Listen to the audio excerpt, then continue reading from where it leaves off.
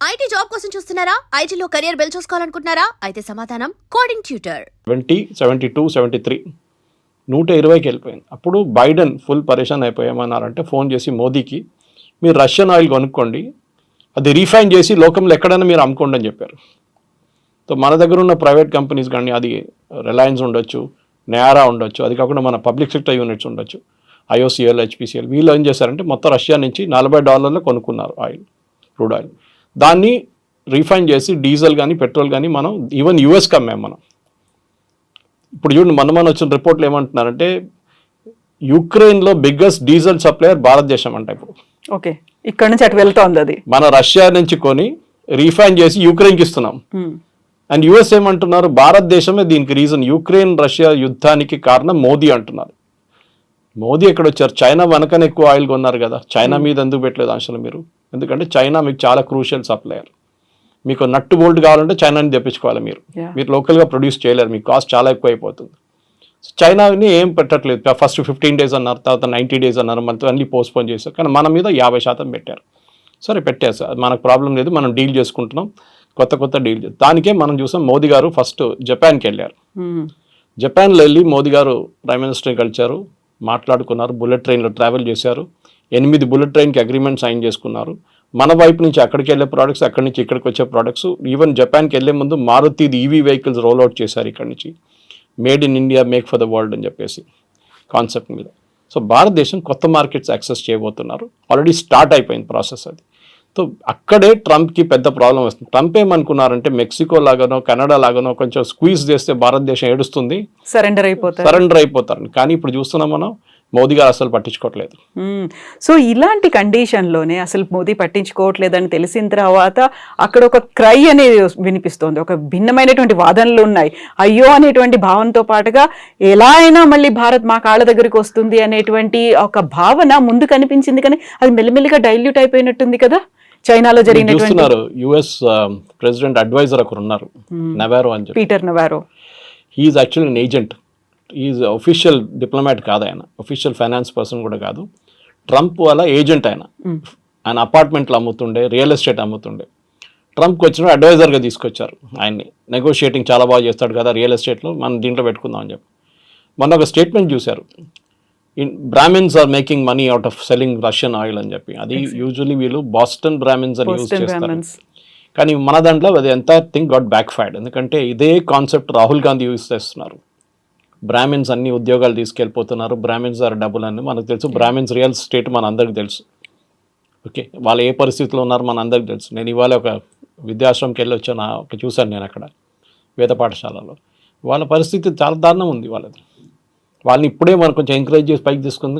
వాళ్ళ traditional trade వాళ్ళ గుడిలో ఉంటుంది అంతే. వాళ్ళు దానికన్నా ఎక్కువ వాళ్ళు బయటకు రారు.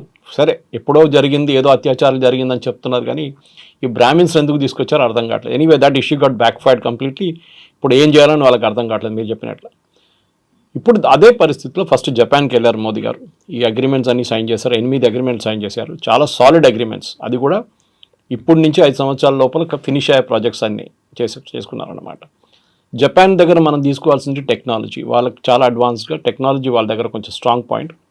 లాస్ట్ ఒక 10 సంవత్సరాలు ఆ టెక్నాలజీ కొంచెం చల్లబడిపోయింది వాళ్ళది. బికాస్ వాళ్ళది వాజ్ మేజర్ ఎక్స్పోర్ట్, ఎలక్ట్రానిక్స్ వాళ్ళది మేజర్ ఉండే. ఒక టైంలో మన సోనీ అనే బ్రాండ్ వినంగానే మనం కన్ను మూసుకొని కొనేస్తుండే. కానీ ఇప్పుడు మార్కెట్లో చాలా మటుకు మిగతా బ్రాండ్స్ కూడా వచ్చేసినాయి.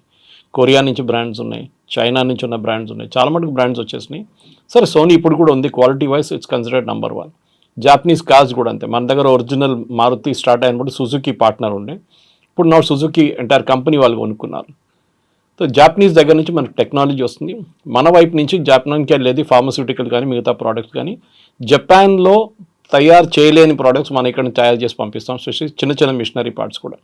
ఒక టైప్ కూడా చేసుకుంటే మనకు చాలా బాగుంటుంది. మన మ్యానుఫ్యాక్చరింగ్ యూనిట్స్కి చాలా ఒక లెగప్ అంటారు ఇంగ్లీష్లో, అది వచ్చేస్తుంది.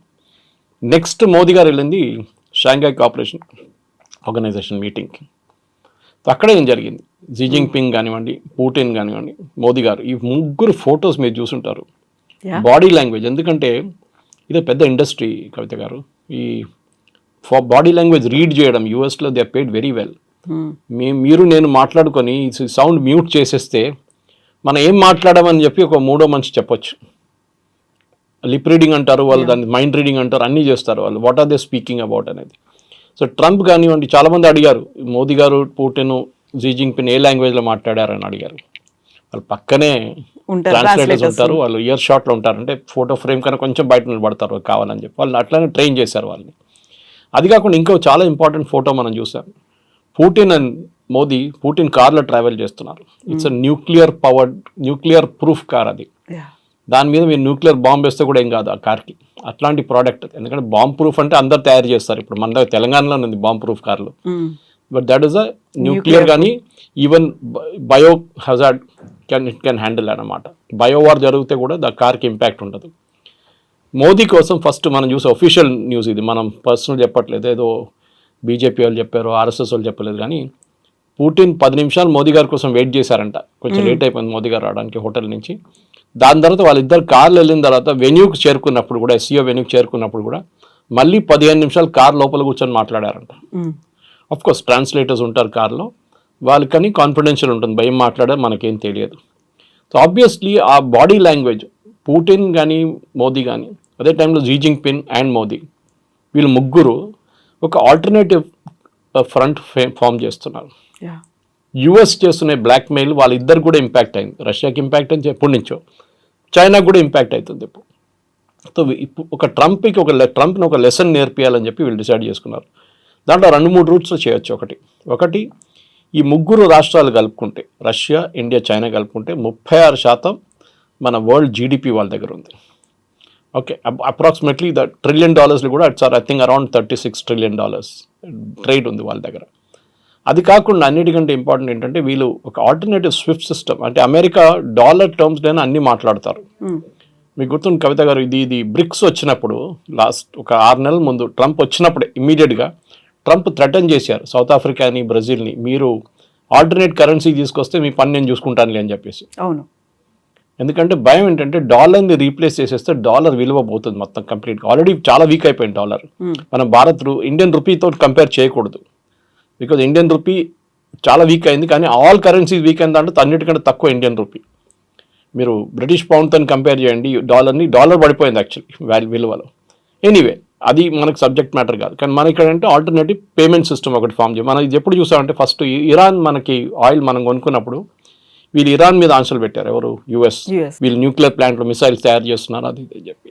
మనం ఏం చేసాం? రూపీ పేమెంట్ చేసాం ఫస్ట్. తర్వాత ఏం చేసాం? బార్టర్ పేమెంట్ చేసాం. వాళ్ళకి బియ్యం కావాలంటే మనం వాళ్ళకి బియ్యం ఇచ్చాం, వాళ్ళు మనకు ఆయిల్ ఇచ్చారు. దాని తర్వాత యూఎస్ వచ్చి మళ్ళీ స్ట్రిక్ట్ చేశారు, మీరు ఇంకా చేస్తే మిమ్మల్ని అది చేస్తాం అని చెప్తే సరే మనం అక్కడి నుంచి క్లోజ్గా ఇరాన్ని బంద్ చేసేసాం ఆయిల్ సప్లై. మళ్ళీ రష్యా నుంచి మొదలుపెట్టాం, రష్యా నుంచి కొనుక్కుంటున్నాం. ఇది డాలర్ని ఆపడానికి కూడా మనం చాలా మటుకు సహాయం చేశాం. కానీ ఇప్పుడు we will not help them at all.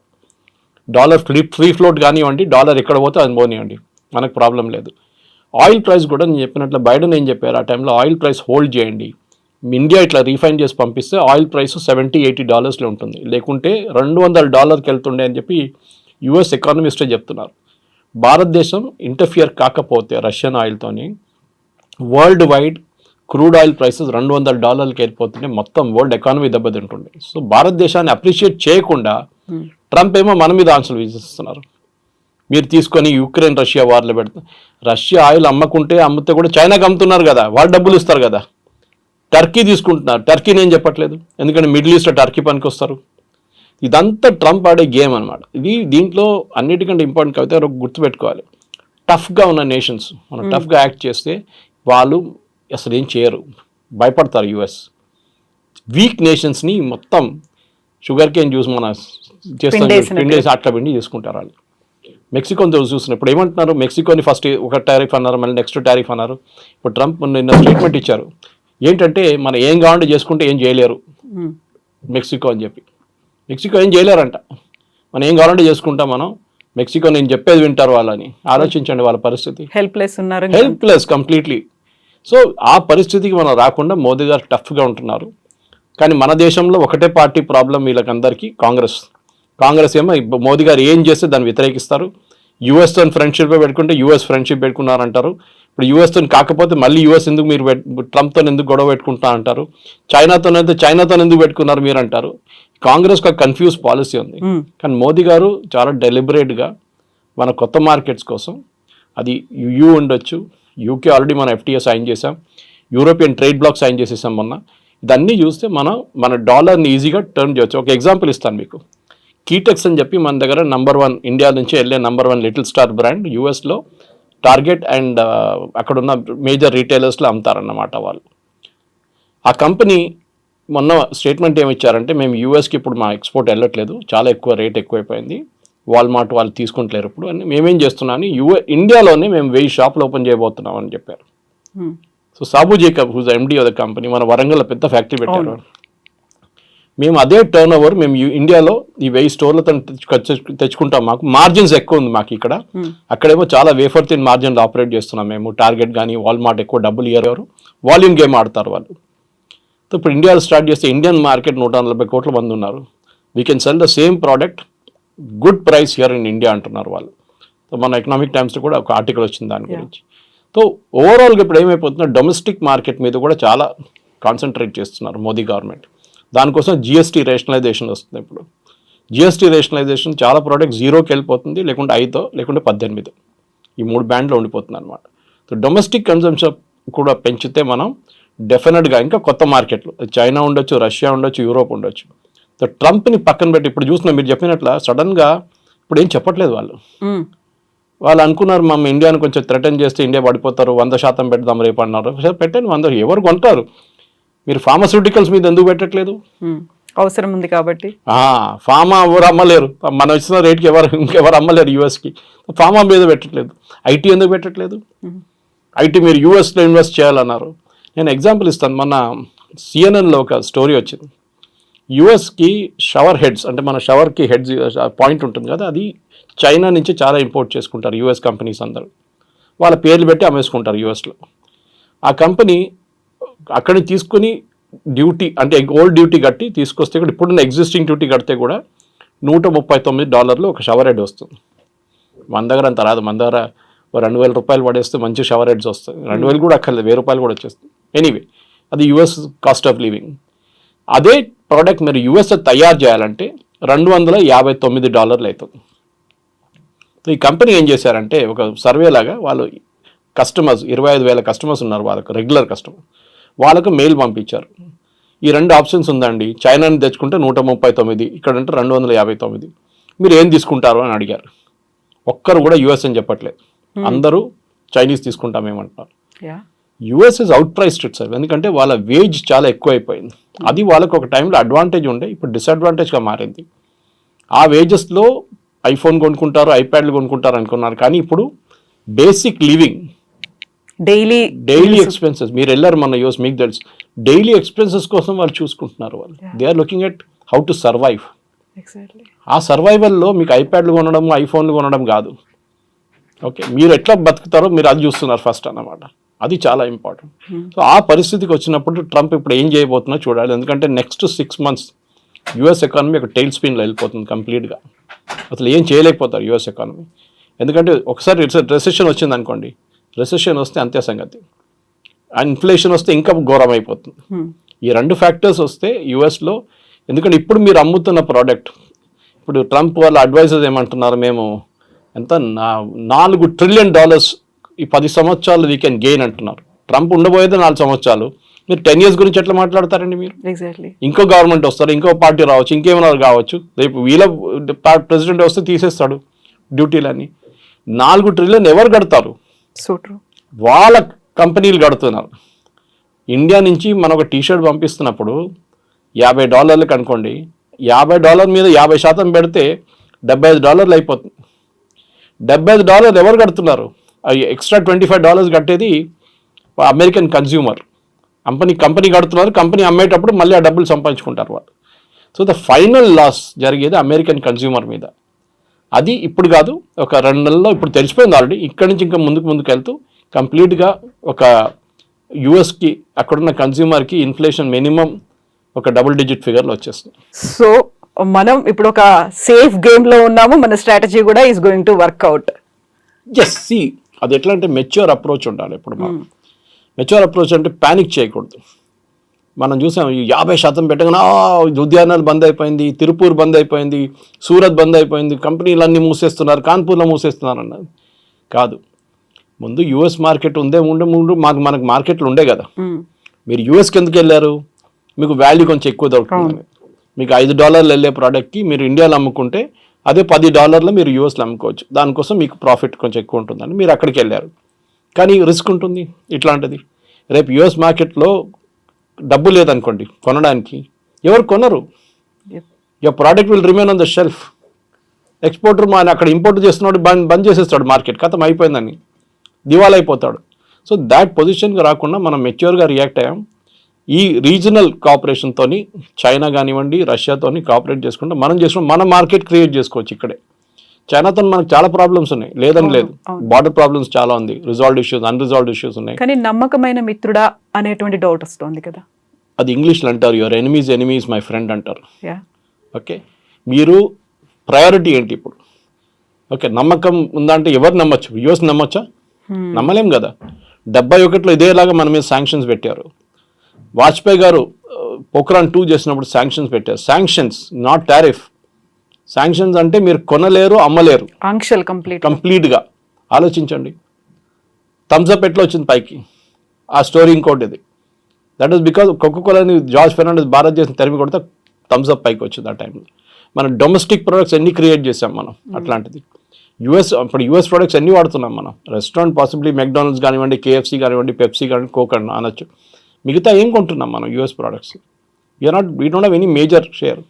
Nike shoes అని చెప్పొచ్చు. Okay, they are all made in India. ఇప్పుడు రాయల్టీ చేస్తున్నారేమో, అది ఇంకో మాట. అది కానీ the main point right now, భారతదేశానికి కొత్త మార్కెట్స్ ఓపెన్ అయి చేస్తున్నారు. మోదీ గారు టిపికల్ సేల్స్మెన్ లాగా తిరుగుతున్నారు. అదే ప్రధానమంత్రి పని, ప్రెసిడెంట్ పని అదే. ఏ దేశమైనా చూడండి, మ్యాక్రాన్ ఇండియాకి వచ్చినప్పుడు ఫస్ట్ వాళ్ళ ఎయిర్క్రాఫ్ట్ అమ్మడానికి ట్రై చేస్తారు. ట్రంప్ ఇక్కడ వెళ్ళితే వాళ్ళ ప్రోడక్ట్స్ అమ్మడానికి ట్రై చేస్తారు. జాపనీస్ ప్రైమ్ మినిస్టర్ అయినప్పుడు వాళ్ళ కార్లు, వాళ్ళ ఎలక్ట్రానిక్ ప్రోడక్ట్స్ మార్కెట్ చూసుకుంటారు. That is the job. ఇప్పుడున్న ప్రధానమంత్రి కానీ ప్రెసిడెంట్స్ కానీ అంటే యాక్చువల్ రోల్లో ఉన్న వాళ్ళు, నాట్ ద సెరమోనియల్ రోల్. మన దగ్గర president is a ceremonial role, కానీ prime minister is an active role. వాళ్ళ పని ఇది. వాళ్ళ దేశంలో తయారు చేసిన ప్రోడక్ట్స్ని ఇంకో మార్కెట్లో అమ్మడానికి ప్రధానమంత్రి ఇస్ ద బెస్ట్ సేల్స్మెన్. ఆయన చేయనియండి, 6 నెలలు వెయిట్ చేయండి, అప్పుడు చూడండి. తర్వాత ట్రంపే దిగొస్తారు. 6 నెలలు అక్కర్లేదు, 3 నెలలు దిగొస్తారు. ఎందుకంటే ఇక సీన్ దట్ బ్లాక్మెయిల్ పనిచేయట్లేదు, వీళ్ళు పట్టించుకోరు మమ్మల్ని. మళ్ళీ ఏం చేసుకుంటాం మనం? చలో జానేదో అని చెప్పి మళ్ళీ రిటర్న్ తీసుకుంటారు. లేకుంటే వాళ్ళు రష్యాతో వెళ్ళిపోతాడు, చైనాతో వెళ్ళిపోతారు, మాకు ఇంకా పెద్ద ప్రాబ్లం అదని చెప్పేసి. ఇక ట్రంప్కు అన్నిటికంటే పెద్ద భయం అది ఒకటే. వీళ్ళు ముగ్గురు కలిస్తే ఇంకొక ఆల్టర్నేట్ బ్లాక్ అయిపోతుంది. అది చాలా పెద్ద థ్రెట్ యూఎస్కి అనమాట. సో దానికోసం he will have to do a climb down. Problem is ట్రంప్కి సొంత ఒపీనియన్ లేదు. వాళ్ళ చుట్టుపక్కల అడ్వైజర్స్ ఉన్నారు చూడండి, ఆల్ హాట్ హెడెడ్ ఫెలోస్. వాళ్ళు ఇస్తున్న అడ్వైజ్ మీద నడుస్తున్నారు. బాంబు వేయాలంటే బాంబు వేసేస్తాడు, బాంబు వద్దంటే బాంబు తీసేస్తాడు, 25 పెట్టినట్టు 25 పెడతాడు, 50 తీస్తే 50 తీసేస్తాడు. ఒక స్టెబిలిటీ లేదు. ఈవెన్ యూఎస్ కంపెనీస్ అదే అంటున్నారు. యూఎస్ కంపెనీ మొన్న కూడా 2 గైడెన్స్ ఇచ్చారు. వాళ్ళు ఏమంటున్నారు, వీ నీడ్ ప్రెడిక్టబిలిటీ. మీరు స్టేబుల్గా చేయండి, చేయొద్దని చెప్పట్లేదు, ట్రంప్ గారు అంటున్నారు. కానీ బీ స్టేబుల్ అబౌట్ ఇట్. ఒక మాట ఒక వారం అంటారు, మళ్ళీ నెక్స్ట్ వీక్ వచ్చి ఇంకో మాట అంటారు. ఒక ప్రెసిడెంట్ కానీ, ఎస్పెషల్లీ యూఎస్ ప్రెసిడెంట్ కానప్పుడు చాలా స్టేబుల్ ఉండాలి థింకింగ్లో. ఎందుకంటే మీ చెప్పిన ఒక్కొక్క వర్డ్ ఇంటర్నేషనల్ మార్కెట్లో చాలా పెద్ద రామిఫికేషన్ క్రియేట్ చేస్తుంది. సో దానికోసం ట్రంప్ని ఇప్పుడు ఎవరు సీరియస్గా తీసుకుంటలేరు. So much so vice president మొన్న JD Vance ఒక స్టేట్మెంట్ ఇచ్చినప్పుడు అందరూ ఎక్సైట్ అయిపోయారు. ట్రంప్కి ఏమైనా ఉంటే నేను ఉన్నాను కదా, నేను ప్రెసిడెంట్ అయిపోతానన్నారు. ఎమర్జెన్సీ టైంలో ఐఎమ్ దేర్ అనేమాట. ఆలోచించండి. Why did you have to say it? ఎందుకు చెప్పారో ఎవరికి అర్థం కావట్లేదు. చెప్పారు కానీ దాని పెద్ద ఇష్యూ అయిపోయింది. మళ్ళీ ట్రంప్ పోతున్నాడా ఉంటాడా అని చెప్పేసి. మిడ్ టర్మ్ పోల్స్ రాబోతుంది యూఎస్లో. మిడ్ టర్మ్ వస్తుంది నెక్స్ట్ 1 yearలో. ఆ మిడ్ టర్మ్లో డెఫినెట్గా రిపబ్లికన్స్ ఓడిపోతారు. అప్పుడు ఏం చేస్తారు? ట్రంప్కి సెనెట్లో మెజారిటీ ఉండదు, కాంగ్రెస్లో మెజారిటీ ఉండదు, బిల్స్ పాస్ చేయలేరు. Then what he'll do? ఆయనకు దిగ రావాల్సి వస్తుంది. He will have to bring back everything. Initially DOGE తీసుకొచ్చిన ఏమని చెప్పారు, మేము ఇన్ని ట్రిలియన్స్ సేవ్ చేస్తా అన్నారు. ఇప్పుడు దాని గురించి అస్సలు మాట్లాడలేదు. Nothing was saved, only drama ఉండేది. ఇప్పుడు ఆ డ్రామా కూడా పోయింది. ఇది కొత్త డ్రామా ఇప్పుడు నడుస్తుంది.